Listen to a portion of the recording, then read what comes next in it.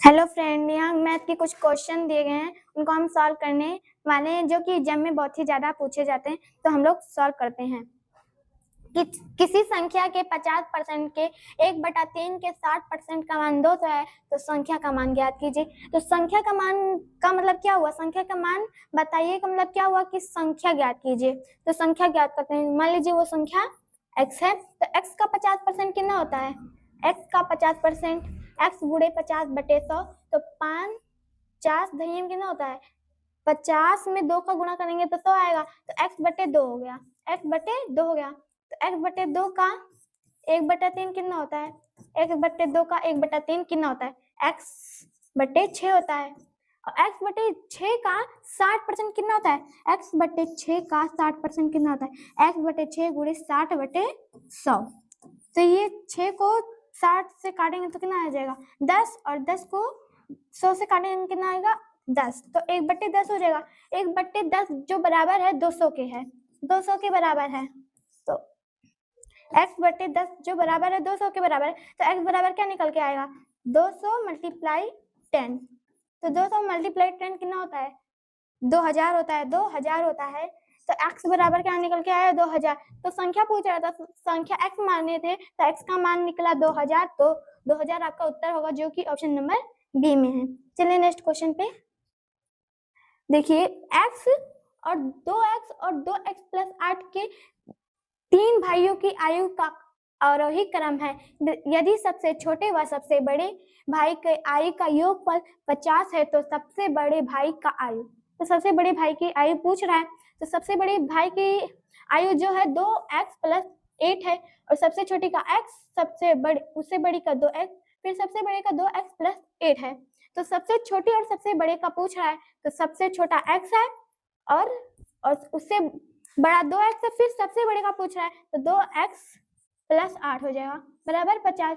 योग कह रहा है, तो योग का मतलब होता है जोड़, तो जोड़ देंगे 2x + 2x + 8। तो x को जोड़ेंगे तो कितना आएगा? 2x और प्लस x 3x होता है, फिर बराबर 50 - 8 किया जाएगा, क्योंकि ये 8 प्लस में है तो यहाँ जाएगा तो माइनस में हो जाएगा। तो 50 में से 8 गया तो 42 आया। 3x बराबर 42, तो x बराबर 14 आएगा 14 आएगा। तो सबसे बड़े वाले भाई की आयु पूछ रहा है, तो सबसे बड़े वाले भाई की आयु 2x + 8 है। तो 2x, तो 14 × 2 + 8, तो 14 दूनी 28 होता है। 28 + 8 कितना होगा? 36। 36 जो सबसे बड़ा वाला भाई है उसकी आयु 36 है। तो आपको क्या पूछ रहा है? सबसे बड़ी वाली भाई की आयु पूछ रहा है, तो 36 आएगा, जो कि ऑप्शन नंबर बी में है। चलिए नेक्स्ट क्वेश्चन पे। 1/20 2/70 का कितना परसेंट है? तो जिससे तुलना किया जाता है, जब परसेंटेज निकाला जाता है, तो जिससे तुलना किया जाता है उसको नीचे रखा जाता है, उसको बटे में रखा जाता है। तो इसमें किससे तुलना कर रहा है? 2/70 से, तो 2/70 नीचे रखा जाएगा। तो देखिए 1/20 × 70/2, ये उल्टा हो जाएगा, क्योंकि ये उल्टा हो जाएगा इसलिए क्योंकि ये इससे तुलना कर रहे हैं, तो इसको नीचे रखा जाएगा, इसलिए ये उल्टा हो जाएगा। और परसेंट बदलने के लिए 100 से गुणा किया जाता है, फिर ये 0 ये 0 से कैंसिल, फिर 2 दूनी 4 होता है, तो 4 पच्चीसियम कितना होता है? 100 ही होता है, 100 होता है। तो 25 सत्ते कितना होता है? 25 सत्ते 175 होता है, जो कि ऑप्शन नंबर डी में है। चलिए नेक्स्ट क्वेश्चन पे। 12,000 रुपये की राशि को 3 व्यक्ति के बीच में बांटा गया। यदि A/B की राशि का अनुपात 3/4 है तथा B/C की राशि का अनुपात 4/5 है, तो C की प्राप्त राशि, C ने कितनी राशि प्राप्त की यही पूछ रहा है। तो सबसे पहले A, B और C पे अनुपात ज्ञात करेंगे। तो पहला देखिए 3/4 है, 3/4, फिर 4/5 है। तो जिसका जो रेशियो है उसी के नीचे रखा जाएगा। ये A का है और ये B का और ये C का, तो यहाँ ये अनुपातें लगाइए, फिर ये यहाँ पे भी 4 हो जाएगा और यहाँ पे भी 4 हो जाएगा। तो 4 × 3 = 12, अनुपातें 4 × 4 = 16, 4 चौके 16 और 5 चौके 20। तो इसको 4 से काटेंगे तो कितना आएगा? 4 3 12, 4 चौके 16 और 4 पंजे 20। तो ये ए का रेशियो निकल के आया 3, बी का 4 और सी का 5। फिर इनका योग कह रहा है 12,000 है। इनका योग क्या कह रहा है? 12,000 है। तो इनको जोड़ेंगे तो कितना आएगा? 4 3 7, 7 5 12, 12 आ जाएगा। तो 12x बराबर है 12,000 के। तो x बराबर कितना आएगा? x बराबर निकल के आएगा 1,000। फिर क्या पूछा? सी की प्राप्त राशि। सी का अनुपात दिया गया है 5, तो 1,000 में 5 का गुणा करेंगे तो कितना आएगा? 1,000 में 5 का गुणा करेंगे तो कितना आएगा? 5,000 आएगा। 5,000 आपका उत्तर आएगा, जो कि ऑप्शन नंबर डी में है। चलिए नेक्स्ट क्वेश्चन पे। यदि कोई व्यक्ति 3.5% व 7.5% दो ब्याज दर पर अलग अलग बैंक से 2,40,000 रुपये उधार लेता है, 4 साल बाद दोनों को देय ब्याज के बीच कितना अंतर है? तो देखिए, ये एक साल में परसेंट का अंतर कितना होगा? 4% होगा।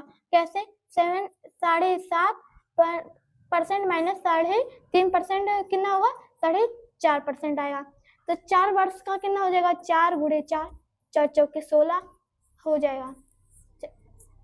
तो 2,40,000 का 16% कितना होता है?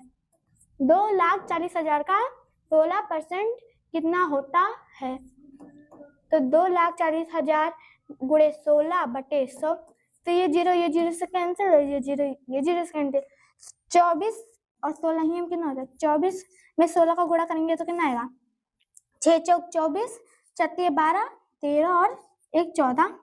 फिर 4 एकन्निम 4 और 2 एकन्निम 2, तो कितना हुआ? इसको जोड़िए, 4 4 4 8 3। फिर यहाँ पे कितना जीरो है? 1 2, यहाँ 2 जीरो लगा देंगे तो कितना आएगा? 38,400 आपका उत्तर आएगा। अगर आप चाहें तो इसको इस तरह से भी लगा सकते हैं। ब्याज निकालने के लिए मूलधन गुणे दर गुणे समय किया जाता है। तो मूलधन 2,40,000 है, फिर दर 3.5% और समय 4% है। उसके बटे उन सभी को गुणा करके उसके बटे 100 कर देंगे तो जितना ब्याज निकल के आएगा, उसी तरह 7.5% गुणे मूलधन जो दिया है 2,40,000 और समय को गुणा करके बटे में 100 कर देंगे, जितना ब्याज निकल के आएगा। उन दोनों का अंतर ही पूछ रहा है, तो इन दोनों का अंतर आपका निकल के आएगा 38,400, जो कि ऑप्शन नंबर ए में है। तो चलिए नेक्स्ट क्वेश्चन पे। यदि 5 संख्याओं का औसत 7 है और यदि प्रत्येक संख्या में 2 का गुना किया जाए तो औसत क्या निकल के आएगा? तो ये पूछा है कि औसत क्या निकल के आएगा यदि प्रत्येक संख्या में 2 से गुणा कर दिया जाए। तो ये जब संख्या में 2 से गुणा किया जाएगा तो औसत में 2 गुना हो जाएगा। 7 गुणे 2 कितना होता है? 7 दूनी 14। तो चलो देखते हैं कैसे 14 आएगा। तो मान लीजिए 1 2 और 3 संख्या है, तो इनका औसत कितना होगा? 2 1 3 3 3 6। तो 6 बटे 3 क्यों किया गया? क्योंकि 3 संख्या 1 2 3 संख्या है, तो 3 से भाग करेंगे तो इसका औसत 2 निकल के आया। फिर इनको 2 गुना कर दिया गया। 1 में 2 से गुणा करेंगे 2 आएगा, फिर 2 में 2 से गुणा करेंगे 4 आएगा, फिर 3 में 2 से गुणा करेंगे तो 6 आएगा। तो इनका योग कितना होगा? 6 4 10 10 2 12। फिर 3 ही संख्या है तो 3 में 12 में 3 से भाग करेंगे तो कितना आएगा? 4 आएगा। 4 आएगा तो यहाँ 2 गुना हो जाएगा, औसत 2 गुना हो जा रहा है। जब संख्या में 2 से गुणा किया जा रहा है तब औसत 2 गुना हो जाता है। तो इसमें भी वही कह रहा है कि संख्या में 2 से गुणा किया जाएगा तो औसत भी 2 गुना हो जाएगा, इसलिए हमने औसत में 2 से गुना किया गया था। 7 गुणे 2 7 दूनी 14, तो जो कि ऑप्शन नंबर ए में है। चलिए नेक्स्ट क्वेश्चन पे। यदि 2 ट्रेन जिनकी लंबाई क्रमशः 120 मीटर व 80 मीटर है, यदि दोनों विपरीत दिशा में 59 किलोमीटर प्रति घंटा व 85 किलोमीटर प्रति घंटा की चाल से चल रही है तो कितने समय बाद मिलेंगी? तो जब विपरीत दिशा में दिया होता है, 2 ट्रेन या 2 व्यक्ति विपरीत दिशा में जाते हैं तो चालें जोड़ी जाती हैं। तो 59 किलोमीटर प्रति घंटा और 85 किलोमीटर प्रति घंटा को जोड़ेंगे तो कितना आएगा, 9 और 5 14, 8 5 13 और एक कैरी था वो 14 हो गया, तो 114 किलोमीटर प्रति घंटा आ गया। को मीटर प्रति सेकंड में बदलने के लिए 5/18 से गुणा किया जाता है, तो ये कितनी बार जाएगा, 18 8 जा 144 होता है, तो 8 पंजे 40 मीटर प्रति सेकंड आ जाएगा। जो चाल आएगी वो 4 मीटर प्रति सेकंड में आ जाएगी, 40 मीटर प्रति सेकंड हो जाएगा। तो दूरी निकालने के लिए 120 मीटर जो दिया गया है, दोनों ट्रेनों की लंबाई उनको हम जोड़ लेंगे तो कितना आएगा, 200 मीटर हो जाएगा। और समय निकालने के लिए क्या किया जाता है, समय निकालने, ये दूरी निकल के आई, ये क्या निकल के आई, दूरी, 200 मीटर दूरी निकल के आई, और समय निकालने के लिए दूरी बटे 4 किया जाता है। समय निकालने के लिए दूरी बटे 4 किया जाता है, तो दूरी है 200 मीटर और 4 है कितने, 40 मीटर प्रति सेकंड, तो कितना हो गया, 5, कितना निकल गया है, 5 सेकंड निकल के आया, जो कि ऑप्शन नंबर ए में है।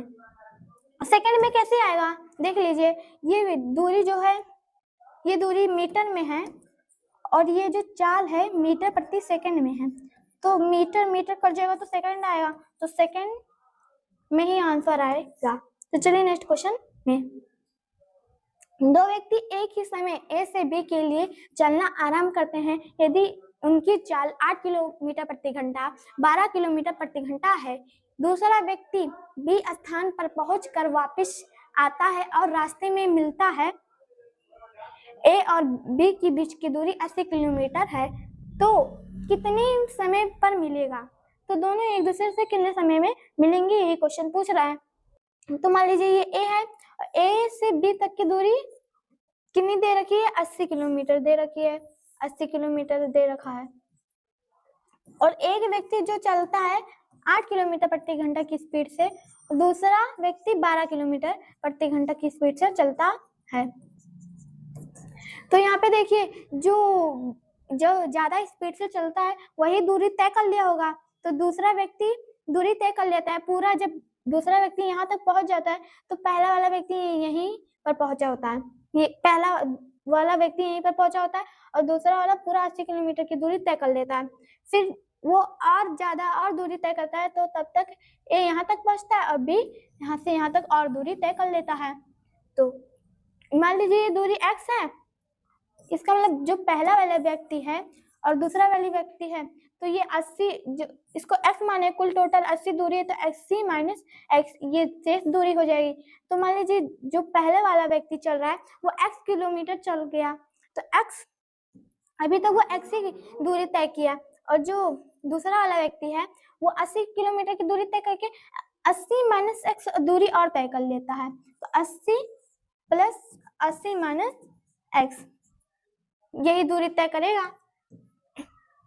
तो उन दोनों का समय कितना होगा, बराबर ही होगा, तो t1 बराबर t2, तो समय बराबर क्या होता है, दूरी बटे 4। तो दूरी कितना दे रखा है, पहले वाले का दूरी x है, दूसरे वाले का दूरी कितना है, 80 प्लस 80 माइनस x, फिर ये बटे में कितना होगा, 4 कितना है, 8 है, और इसकी चाल 12 है, तो इसको 4 से काटेंगे तो कितना आएगा, 4 दूनी 8, 4 तियां 12, फिर 80 160 होता है, 160 माइनस x बटे 3 बराबर x बटे 2, तो 16 दूनी 32, 320 माइनस 2x बराबर, इसको क्रॉस मल्टीप्लाई करेंगे तो ये इतना आ गया है, इसको मल्टीप्लाई करने में, और 3 और x का गुणा करने पे 3x आता है, तो ये यहाँ पे माइनस में वहां पे जाएगा तो प्लस में हो जाएगा, तो 3 2 5x हो गया, 5x बराबर 320 के है, तो x बराबर कितना आएगा, 64, इसको 5 से भाग करेंगे तो कितना आएगा, 64 आएगा। तो क्या पूछ रहा है, समय पूछ रहा है, तो पहले वाले के व्यक्ति की जो दूरी है 64 निकल के आई, तो पहले वाले व्यक्ति की चाल भी ली जाएगी, तो 64 बटे 8 घंटा निकल के आया, 8 घंटा निकल के आया, जो कि ऑप्शन नंबर ए में है। अगर आप ये दूसरे वाले की दूरी लेके चलेंगे तो दूसरे वाली से भाग करेंगे। तो देख लेते हैं कैसे। तो 80 है, 80 माइनस एक्स, 80 और एक्स का मान 64 निकल के आया है। तो 80 माइनस 64 कितना होता है, कितना होगा, 16 होगा, 16 होगा। तो 16 में अगर आप 80 से 80 जोड़ेंगे, 16 में 80 जोड़ेंगे तो 96 होगा, और उसका चाल कितना है, 12 है। तो 96 में 12 से भाग करेंगे तो 8 ही आएगा। तो इसलिए आपका आंसर ए ऑप्शन होगा, जो कि 8 होगा, जो कि ए ऑप्शन में है। चलिए नेक्स्ट क्वेश्चन में, एक रेडियो को 990 रुपये में 10% के लाभ पर बेचा जाता है।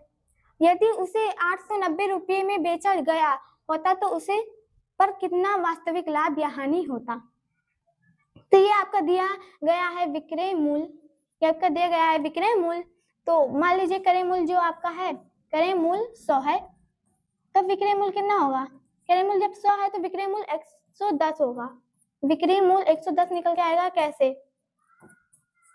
देखिए 10% का लाभ है तो 100 का 10% कितना होगा, 10 होता है। फिर 100 में 10 जोड़ेंगे तो 110 ही आ जाएगा। फिर 110 विक्रय मूल्य पे 100 क्रय मूल्य है, तो 990 विक्रय मूल्य पे कितना क्रय मूल्य होगा, 990 पे 990 गुणे 100 बटे 110, तो 110 990 होता है। फिर 100 गुणे 9 900 हो जाएगा, 900 आपका क्रय मूल्य निकल के आया। फिर विक्रय मूल्य 890 दे रखा है, तो हानि होगा क्योंकि क्रय मूल्य ज्यादा है, विक्रय मूल्य कम है। तो हानि बराबर होता है क्रय मूल्य माइनस विक्रय मूल्य। तो 900 में से 890 घटाएंगे तो कितना आएगा, 0 में से 0 जाएगा 0 आएगा, फिर 10 में से 9 जाएगा 1 आएगा। इसका मतलब 10 रुपए की हानि हुई, 10 रुपए की उसको हानि हुई, जो कि ऑप्शन नंबर ए में है। चलिए नेक्स्ट क्वेश्चन पे, रिया 12,000 में कोई वस्तु खरीदती है, 12,000 में कोई वस्तु खरीदती है और उसे 20% के लाभ पर श्याम को बेच देती है। 20% लाभ पे वो श्याम को देती है और श्याम उसे 50% लाभ पे राम को बेच देता है। तो राम उस वस्तु को कितने रुपए में खरीदेगा। रिया का जो क्रय मूल्य है 12,000 है, 12,000। फिर उसने 120 रुपए का लाभ कमा के 120 रुपए का लाभ लेकर, तो 12,000 गुणे 120 बटे 100 हो जाएगा। तो ये जीरो से कैंसिल हो जाएगा, तो 12 बटे 144 और 2 जीरो है तो 2 जीरो हो जाएगा। इसका मतलब वो 14,400 में बेचती है और जो खरीदने वाला है, श्याम खरीदने वाला है, उसका क्रय मूल्य क्या निकल के आया, 14,400। श्याम का क्रय मूल्य 14,400 निकल के आया। फिर उसने राम को दे दिया 50% के लाभ पर, तो गुणे 150 बटे 100, तो 50 को 100 से काटेंगे तो 2 आएगा, फिर 2 को इससे काटेंगे तो 7200 आएगा, 7200 में 14,440 को जोड़ेंगे तो कितना आएगा, 14,400 को जोड़ेंगे तो कितना आएगा, 7200 को जोड़ेंगे तो कितना आएगा, 0 को 0 में जोड़ेंगे तो 0 आएगा, फिर 0 को 0 से जोड़ेंगे तो 0 आएगा, फिर 4 2 6, फिर 7 4 11, फिर 2 21,600। 21,600 राम ने उसको खरीदा 21,600 रुपये में, जो कि ऑप्शन नंबर डी में है। चलिए नेक्स्ट क्वेश्चन पे, ए प्लस बी किसी काम को 2 दिन में करते हैं, बी अकेला 4 दिन में करता है, तो ए दोगुने कार्य को कितने दिन में करेगा, ये पूछ रहा है। तो ए प्लस बी कितने दिन में करते हैं, ए प्लस बी 2 दिन में करते हैं और बी अकेला कितने दिन में, 4 दिन में। तो इसका एलसीएम निकल के आएगा 4, तो ए प्लस बी की कार्य क्षमता निकल के आएगी 2। कैसे, 4 बटे 2 जो दिन है उससे भाग करेंगे तो 2 ही कार्य क्षमता निकल के आएगी। फिर इसकी कार्य क्षमता कैसे निकलेगी, 4 बटे 4, बी की कार्य क्षमता 1 निकल के आएगी, बी की कार्य क्षमता 1 निकल के आएगी। तो अगर ए प्लस बी 2 है और बी 1 है, बी 1 है तो ए का मान 1 ही निकल के आएगा, ए का मान 1 निकल के आएगा। और जो ये जो एक कार्य है वो ए 2 गुना कर देता है, कार्य 2 गुना करेंगे तो कितना हो जाएगा, कार्य 8 हो जाएगा कार्य। फिर कार्य क्षमता ए का कार्य क्षमता कितना है, 1 है, तो बटे 1, तो आपका 8 ही दिन लगेगा, 8 ही दिन लगेगा ना, जो कि ऑप्शन नंबर सी में है। चलिए नेक्स्ट क्वेश्चन पे, एक आयताकार कागज की लंबाई उसकी चौड़ाई से 24 सेंटीमीटर अधिक है और उसका परिमाप 228 सेंटीमीटर है, तो कागज की लंबाई पूछ रहा है। तो मान लीजिए चौड़ाई कितनी है, कागज की जो चौड़ाई है वो x है और लंबाई लेंथ जो है x प्लस 24 है, x प्लस 24 है, क्योंकि वो चौड़ाई से 24 सेंटीमीटर अधिक है, तो यहाँ पे 24 ज्यादा जोड़ देंगे तो ही लेंथ लंबाई निकल के आ जाएगी। तो इसका परिमाप 128 है, तो परिमाप निकालने का फार्मूला होता है 2 मल्टीप्लाई L प्लस B होता है, बराबर परिमाप बराबर यही होता है 2 मल्टीप्लाई L प्लस B। तो दो लंबाई कितना है x प्लस 24 और चौड़ाई x है और परिमाप कितना दे रखा है 128 बराबर 128। इसको 2 से काटेंगे तो कितना आएगा 64। फिर ये यहाँ 24 प्लस में है तो यहाँ माइनस में हो जाएगा, तो 64 में से 24 जाएगा तो कितना आएगा 40। फिर ये x कितना हो जाएगा 2x बराबर 40, तो x बराबर 20 निकल के आएगा, x बराबर 20 निकल के आएगा। और क्या पूछ रहे हैं कागज की लंबाई, ये x आपने माना था चौड़ाई को, तो लंबाई कितना हो जाएगा 20 प्लस 24 कितना होता है 44 सेंटीमीटर, जो कि ऑप्शन नंबर डी में है। चलिए नेक्स्ट क्वेश्चन पे, यहाँ देखिए यदि एलसीएम 32 व एचसीएफ 64 है, अगर एक संख्या 64 है तो दूसरी संख्या क्या होगी, ये पूछ रहा है, दूसरी संख्या पूछ रहा है। तो इसका भी एक फार्मूला है दूसरी संख्या निकालने के लिए, दूसरी संख्या निकालने के लिए का भी एक फार्मूला होता है एलसीएम गुणे एचसीएफ बटे पहली संख्या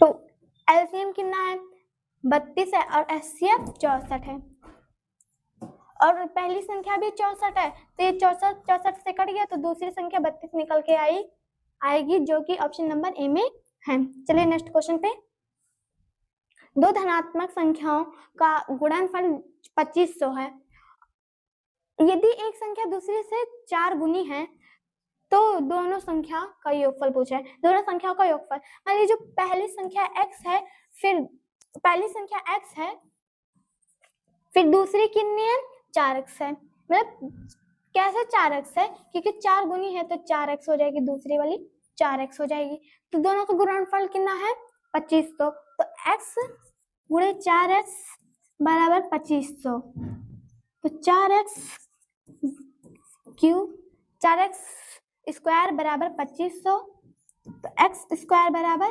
625 हो जाएगा। 2500 में 4 से भाग करेंगे तो 625 निकल के आएगा।